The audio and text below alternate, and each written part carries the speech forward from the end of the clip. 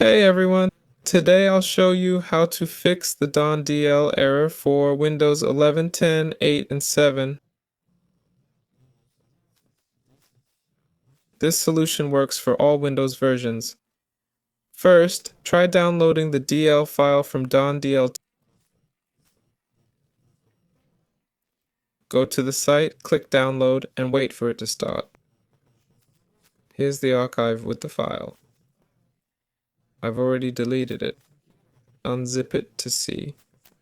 Windows System 32 folder. This is where we'll extract it. If that doesn't work, go to Computer Properties. Then go to Advanced System Settings. Click Performance Settings, then Advanced.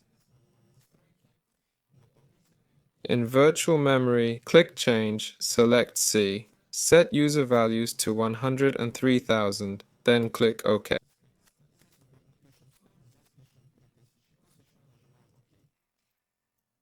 If that doesn't help, let's continue.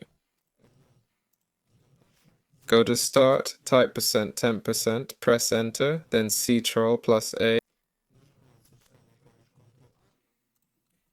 Delete all files in this folder and the problem should be solved. This was Vela. See you later.